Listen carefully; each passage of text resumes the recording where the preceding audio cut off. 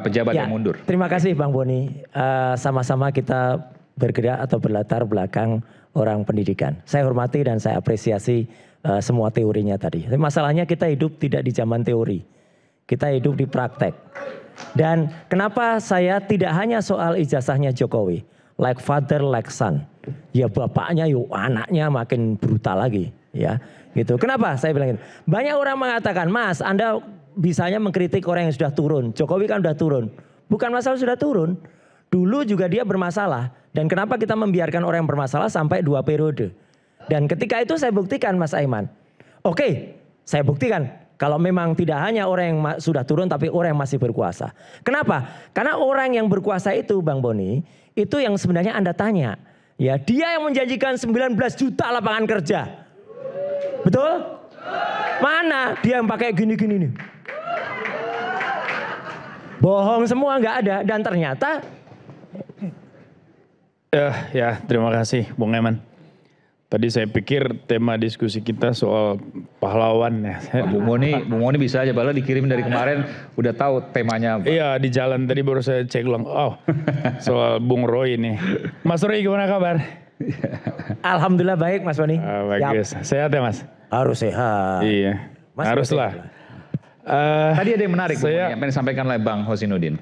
Kalau seandainya kita ingin, kan Bung Boni sering mengatakan bahwa jangan sampai terpecah belah, jangan ada pembelahan. Maka Pak Jokowi tinggal menunjukkan, menurut Bang Husainuddin, menurut Bung Boni. Iya, saya mungkin harus lihat gambaran besarnya, silakan. Bung Eman, karena saya nggak tertarik ke isu detailnya. Ini sebetulnya Indonesia ini demokrasinya sudah makin sehat, ini makin bagus. Saya mengatakan demikian karena kebebasan pers, kebebasan di ruang publik itu sudah mulai dijamin itu dan kelihatan sekali dilindungi juga. Nah hanya begini, agak hati-hati karena kita di abad ke-21 ini kan para ahli mengatakan ini eranya post-truth ini. Post-truth kan salah satu indikatornya adalah hilangnya patokan dasar di dalam menentukan benar salah. Baik buruk, ini semua menjadi longgar. Jadi batasan itu menjadi longgar, jadi kita kehilangan dasar itu, sandaran. Nah di era post-truth ini juga kemudian kan terutama dengan kemunculan media sosial berseliweran tuh. Orang sakit, orang sehat, susah kita bedain yang mana. Terus kemudian yang benar dan yang salah yang mana. Nah disitulah negara hadir dengan perangkat hukumnya. Maka dulu ketika Thomas Hobbes jauh sekian ratus tahun dari sekarang sudah berbicara soal pentingnya adanya negara. Kenapa negara harus ada? Negara harus ada untuk menjamin perilaku manusia itu bisa diatur. Menjamin ketertiban, menjamin semua orang itu menjadi baik. Karena hakikatnya manusia itu liar, kata Hobbes. Homo homini lupus. Untuk mencegah itu dan belum omnia contra omnes, mesti ada negara. Nah dalam hari ini ya di konteks diskusi kita hari ini, saya kira ini satu kisah saja soal bagaimana faktum yang ada di dalam kehidupan berbangsa dan bernegara dan bagaimana negara meresponsnya melalui penegakan hukum. Nah secara umum saya amati hampir tidak ada yang mencengangkan dari apa yang dilakukan oleh kepolisian hari ini. Proses tuduhan ijazah ini yang kita diskusikan ini, saya kira juga sudah melewati tahapan-tahapan prosedural di konteks kepolisian ya, asas tadi disebut. Beberapa asas dipenuhi. Dalam pemahaman saya asas legalitas, kita bicara soal nullum crimen sine lege dan sebagainya. Asas presumption of innocence, saya kira itu juga terjamin. Asas proporsionalitas, bahwa hukum itu harus imbang, adil dan sebagainya udah berjalan juga. Dan asas yang lain ya, seperti saya ada catatan di sini ya, asas transparansi. Transparansi juga kan kepolisian mengungkap bahwa ada 22 ahli, 723 bukti yang mereka pakai. Udahlah, semua itu kan soal teknis prosedural dan tentu saja saya tidak mau masuk ke sana. Saya hanya mau mengatakan bahwa hari ini negara ingin menunjukkan bahwa karena ini adalah negara hukum, maka hukum sedang bekerja, gitu.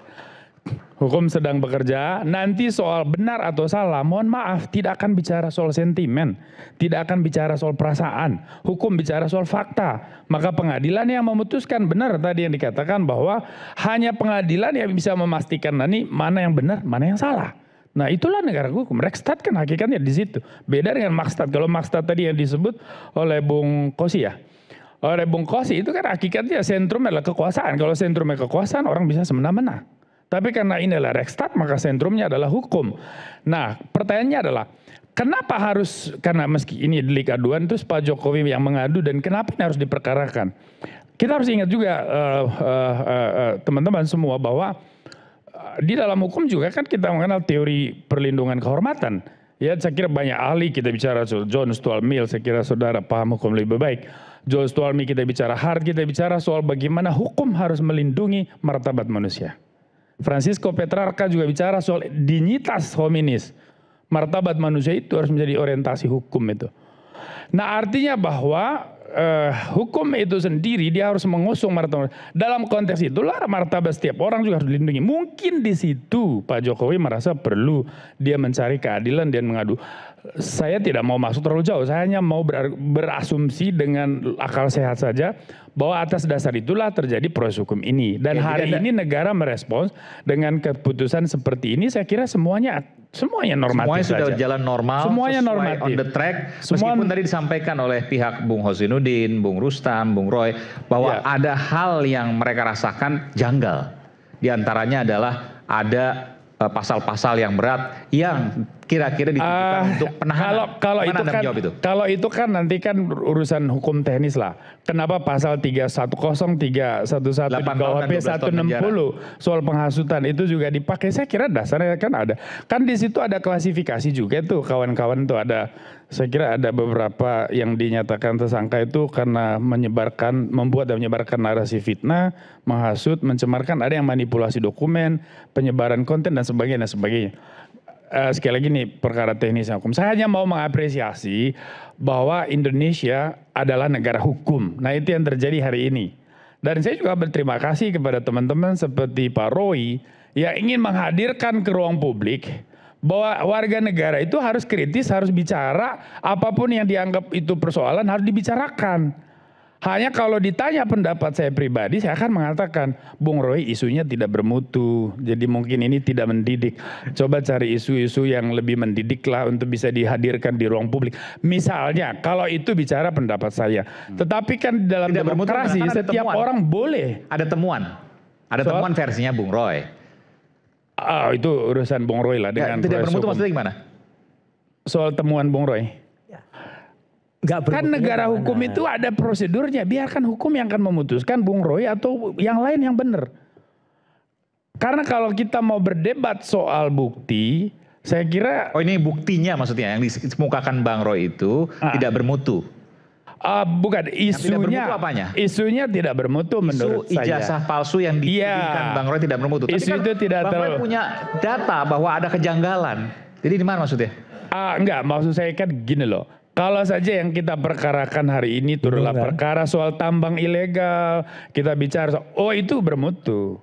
Oh ya itu dibahas yang lain, ada segmen yang lain. Enggak, maksud saya begini, kalau kita bicara soal tidak bermutu, itu bisa dijelaskan tidak bermutu di mana? Karena kan masing-masing punya bukti, masing-masing punya data, masing-masing punya argumentasi yang bisa dibuktikan. Saya sebagai akademisi tentu merasa bahwa soal isu ijazah begini tidak relevan di tengah kompleksitas problem yang dihadapi masyarakat Indonesia.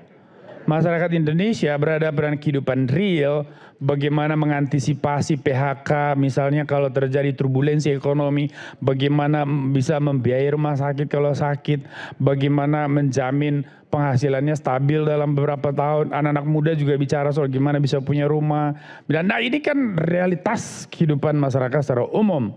Tapi kalau isu yang diangkat Bung Roy ini kental, sangat politis, Ya sebagai demokrasi sah-sah saja boleh ini dimunculkan.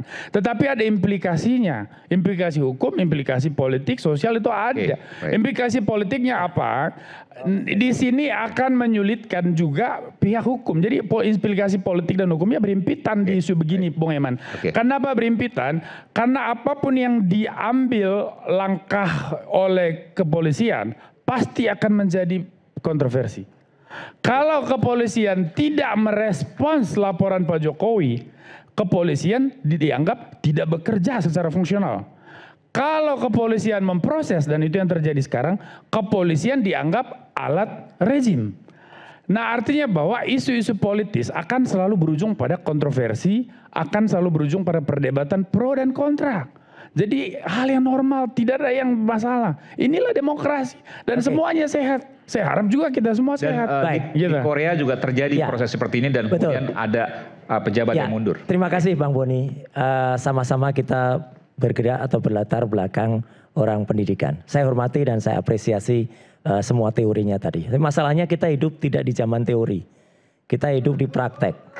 Dan kenapa saya tidak hanya soal ijazahnya Jokowi. Like father, like son. Ya bapaknya, yuk anaknya makin brutal lagi. Ya, gitu. Kenapa saya bilang gitu? Banyak orang mengatakan, Mas, Anda bisanya mengkritik orang yang sudah turun. Jokowi kan sudah turun. Bukan masalah sudah turun. Dulu juga dia bermasalah. Dan kenapa kita membiarkan orang yang bermasalah sampai 2 periode? Dan ketika itu saya buktikan, Mas Aiman. Oke, saya buktikan. Kalau memang tidak hanya orang yang sudah turun, tapi orang yang masih berkuasa. Kenapa? Karena orang yang berkuasa itu, Bang Boni, itu yang sebenarnya Anda tanya. Ya, dia yang menjanjikan 19 juta lapangan kerja. Betul? Mana dia yang pakai gini-gini nih? Bohong semua, nggak ada. Dan ternyata justru dia ijazahnya bukan hanya ijazahnya loh. Ini lebih fatal. Pendidikannya yang tidak ada SMA-nya. Ya, jadi artinya dia tuh mencoba mengakali. Ya, dengan lulus di SMP 1 Surakarta. Tapi kalau jawaban tadi tidak bermutu. Mas Roy mau bantah itu di mana? Iya, justru saya mengeklik yang tidak bermutu itu adalah orang yang sudah menjanjikan 19 juta lapangan kerja dan ternyata tidak membuktikan dan ternyata malah dia sendiri sekolahnya tidak bermutu. Itu jelas. Satu lagi contoh nggak bermutu. Di tengah-tengah peringatan 97 tahun Sumpah Pemuda, Bang. Banyak orang yang kemudian, ada yang kemudian lari memperingati di monumen Sumpah Pemuda. Ada yang kemudian membuat tulisan tentang bagaimana pemuda-pemuda dulu.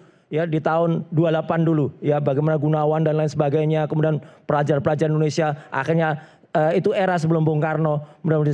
Tiba-tiba si anak ini yang menjanjikan 19 juta itu malah menghadiri lomba mancing.